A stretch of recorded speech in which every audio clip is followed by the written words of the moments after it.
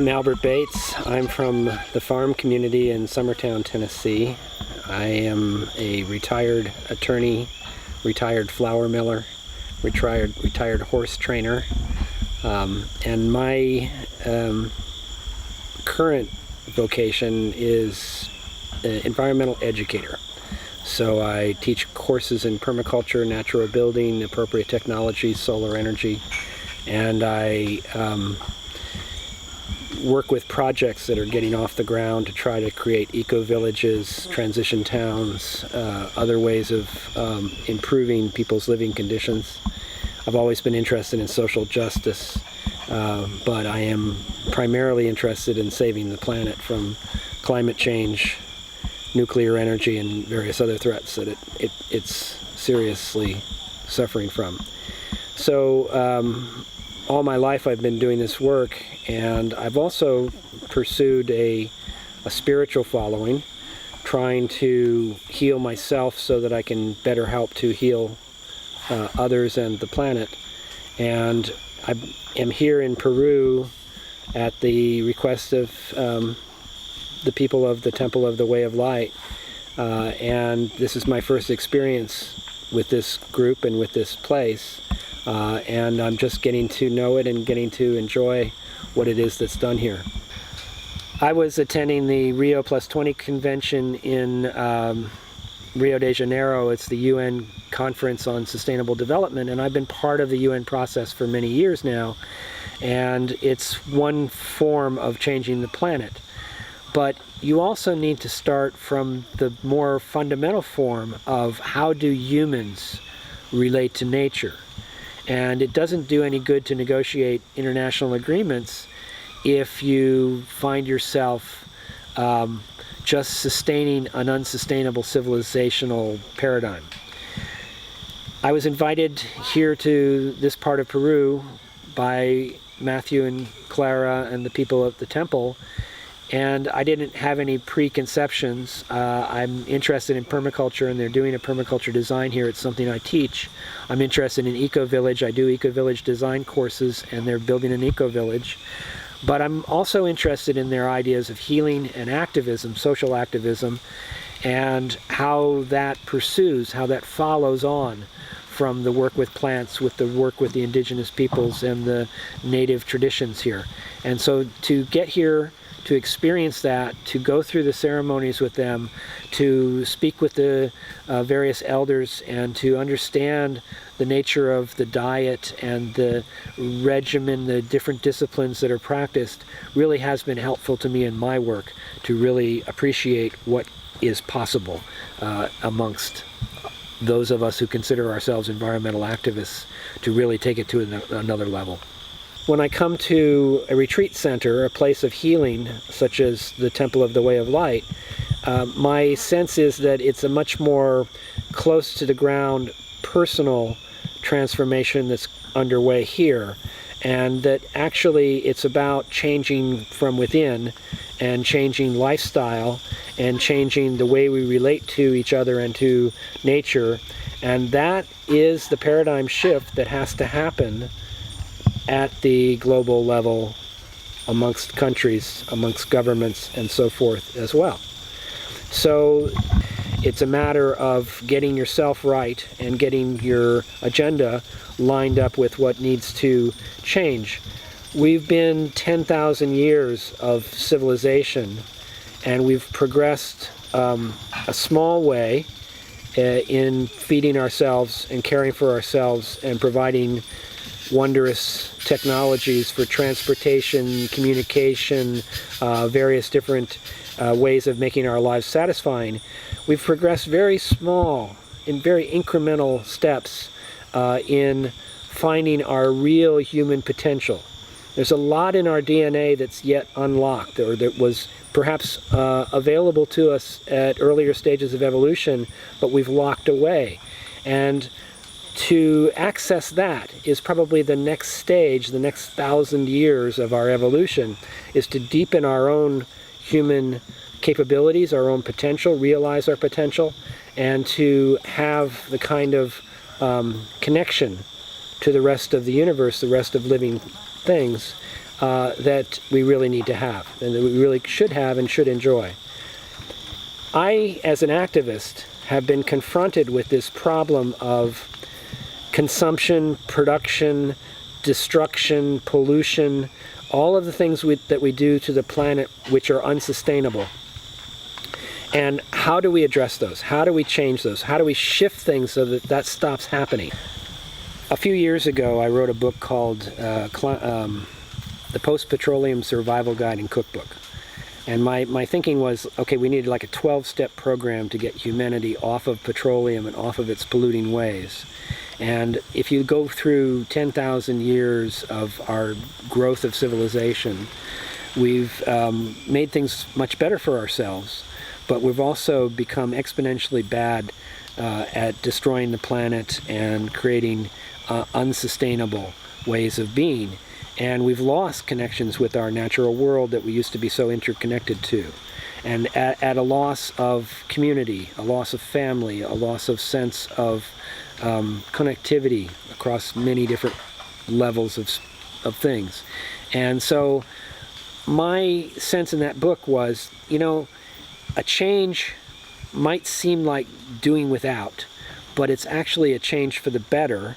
And what needs to change is instead of having consumption or production as our goal, we need to have happiness, well-being, health as our goal, inner health, a sense of ability to take care of each other and to take care of ourselves, and to pursue what are the things that actually bring us pleasure.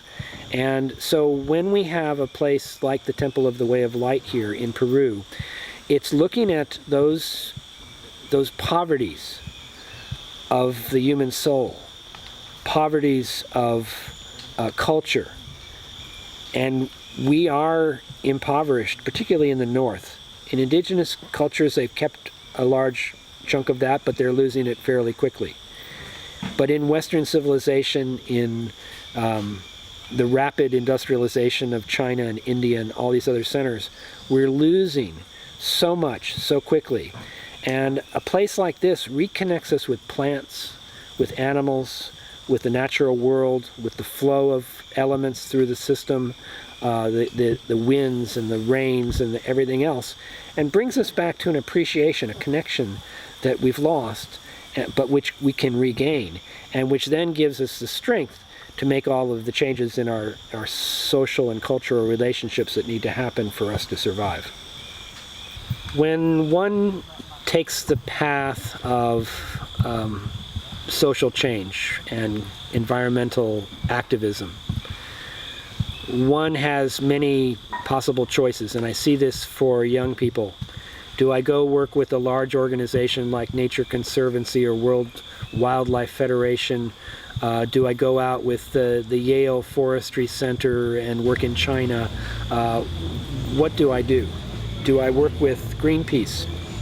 Do I occupy the streets in protest? Do I create civil disobedience efforts to stop the evil companies in their tracks and reverse the destruction that they're wreaking? What do I do? What's my path, and what's the most effective, and what can I do with my life, and what's my skill? And so my effort as someone who is oriented towards pacifism, I'm an admirer of Mahatma Gandhi and how he was able to get the British out of India with his strength of truth. I think that's really the only way you can do it. The only way that you can move the furniture around so it stays moved instead of shifting back to where it was before is to make permanent change through changing the way that people live and the way that they feel and think. And so how do we do that? How can activists access that? I met some people here at the temple who had simply arrived from a university program. They were a Fulbright scholar, or they were working in Lima, and they were doing activist trainings or work with community groups to do waste reduction or cultural education of various kinds, and they stepped into this world here of direct communication with the Shipibo elders, with the plant wisdom, with the knowledge of the animals and the insects and the butterflies, with the sense of a timelessness that carries over generations, that has been unchanging since the last ice age at least, and probably going back hundreds of thousands of years.